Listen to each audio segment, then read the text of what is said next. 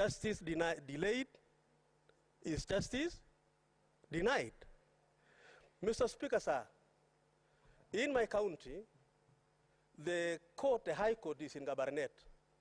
We have 6 constituencies, Mr. Speaker. Somebody in Tiati constituency has to travel more than about 200 kilometers, Mr. Speaker, or even 250 kilometers to have access to justice in the High Court in Gabarnet. Mr. Speaker, that is even better because we have an High Court in our county headquarters. There are counties, Mr. Speaker, where there's not even have a High Court. Mr. Speaker, we cannot access justice that way because then it is not possible, Mr. Speaker, for Kenyans to access justice in those areas.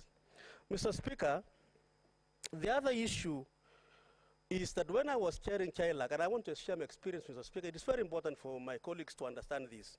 When I was chairing CHILAC in the National Assembly, Mr. Speaker, when we were receiving the proposals from the judiciary, the resource requirement, Mr. Speaker, is in the tune of 34 billion shillings. How much do we provide every financial year, Mr. Speaker? Not more than 18 billion. Half of the budget is not availed. I am happy, Mr. Speaker, that the President of the Republic of Kenya has agreed to implement and to actualize, Mr. Speaker, Article 173 of the Constitution, so that we have the judiciary fund, Mr. Speaker, actualized. This is the only way, Mr. Speaker, we are going to achieve justice, so that we have enough money to build enough courts in our counties. And I propose, Mr. Speaker, that ultimately we should have a court in every sub-county, in every constituency. That is the only way we can access justice for our people. Not to mention, of course, Mr. Speaker, the other small courts that we are going also to establish. And so I support a proposal by the President that we need to put more money in the judiciary. Mr. Speaker, you will never understand this problem until the day you need justice yourself. You will never understand it, Mr. Speaker, unless you need justice, until you need it.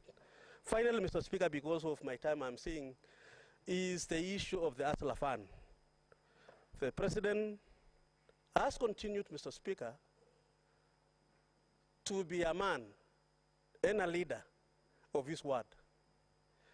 During the campaigns, Mr. Speaker, he made this promise that he's going to give a chance to lead the country. He will provide 50 billion every year for the Asla Fund. Mr. Speaker, this is money for the entire country. I want to agree with him. Mr. Speaker, every of these senators, whether elected or nominated, definitely in their counties they face a problem of the young people, unemployed. I need a job. I want to be employed. Now that you are a senator, you are going to face a problem.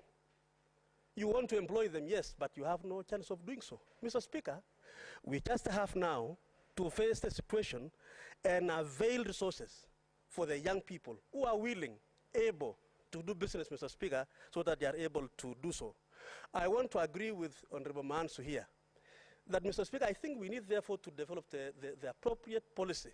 Mr. Speaker, I realized when we were doing the youth fund that we have given money to the young people, but repayment is a problem. We must establish a proper policy mechanism, intervention